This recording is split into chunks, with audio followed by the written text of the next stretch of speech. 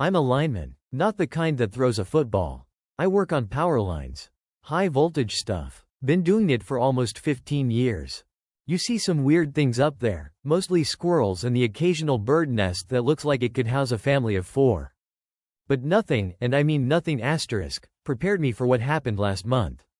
We were dispatched to Grid 7, that's what we call it, because that's what the area is called. Rural stretch of farmland about 20 miles outside of town. Power outage reported by a couple of farms. Standard stuff. I went out in the bucket truck, with Danny following in the safety truck. Danny's a greenhorn, been on the job about 6 months, but he's a good kid. Eager to learn, follows instructions, doesn't whine. That's all you can ask for in this line of work. The problem was supposed to be a broken insulator on one of the main distribution lines. Easy fix. We get out there, and the air is heavy. Not just with humidity, although there was plenty of that too, but with, I don't know, tension. Like something was about to break. The fields were unusually still. Not a rustle of leaves, not a chirp from the birds. Dead silence. I suited up, ran through my checklist, and got in the bucket. Danny started bringing me up. As I neared the top of the pole, I saw it. The insulator was definitely cracked, but that wasn't the weird part. What caught my eye was a small, metallic object clinging to the crossarm, right next to the insulator. Looked like a coin, maybe. Danny, I called down, bring me the binoculars, will ya? He grabbed them from the truck and tossed them up to me. I focused on the object. It wasn't a coin. It was a small, perfectly smooth disc, silver in color, reflecting the sunlight like a mirror. And it was humming. A faint, almost imperceptible hum, like a mosquito buzzing in your ear. What is it, Frank? Danny yelled up. Everything all right? Yeah, just seeing something weird, I said. Gonna take a closer look. I reached out with my insulated glove. As soon as my fingers got close, the humming intensified.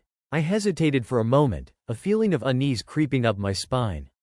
But I've seen all sorts of debris tangled in these lines. Birds carrying shiny stuff, foil balloons getting snagged, curiosity, and the need to identify the object won out. I touched it. The hum became a high-pitched whine, and a jolt of electricity, not enough to hurt but enough to make me jump, shot up my arm.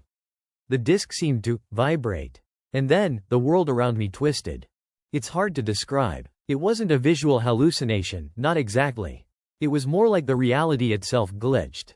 The fields shimmered, the sky flickered between shades of blue, and the power lines, the solid, steel core lines I've been working with for years, seemed to bend and warp in impossible ways. The feeling lasted only a few seconds, but it felt like an eternity. I ripped my hand away from the disc, heart pounding in my chest. The world snapped back into focus, but something was different.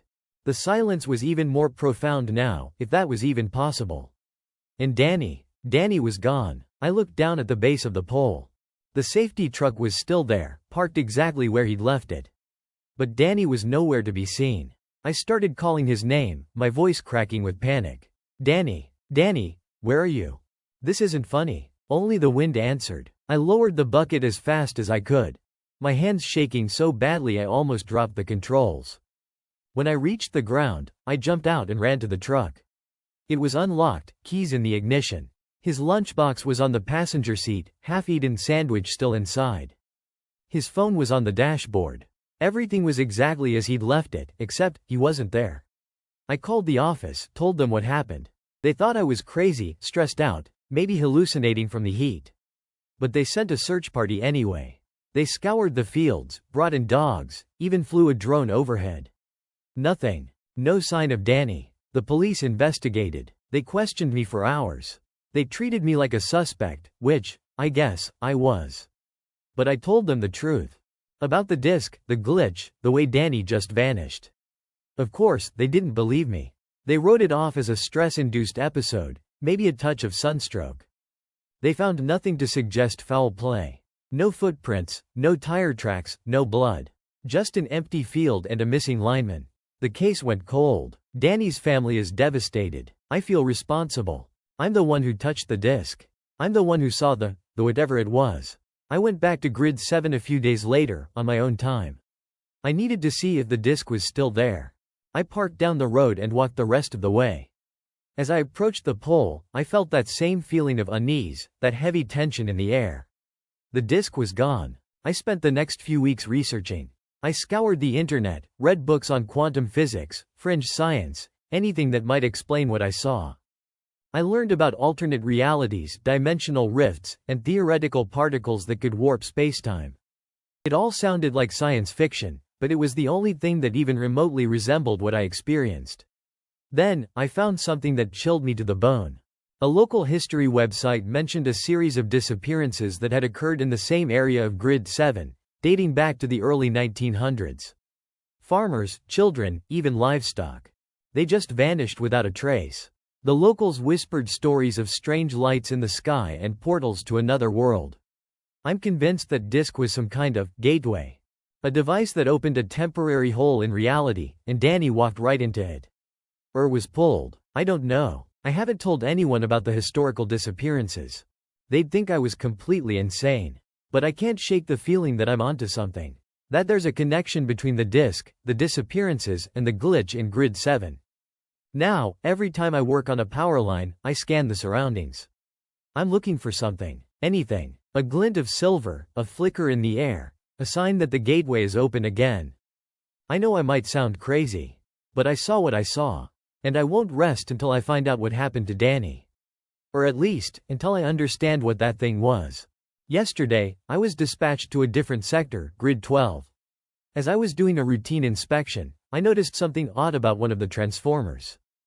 It wasn't the transformer itself, but the ground around it. There was a patch of scorched earth, and the grass nearby looked dead. Like it had been exposed to intense heat. I got down to take a closer look. The soil was dry and brittle, and there was a faint metallic smell in the air. And then I saw it. Partially buried in the dirt, reflecting the afternoon sun, was a small, silver object. It wasn't exactly like the disk I saw in Grid 7. This one was smaller, more irregular in shape. But it was made of the same material, and it had the same faint, almost imperceptible hum. I froze. My heart pounded in my chest. I wanted to run, to get as far away from that thing as possible.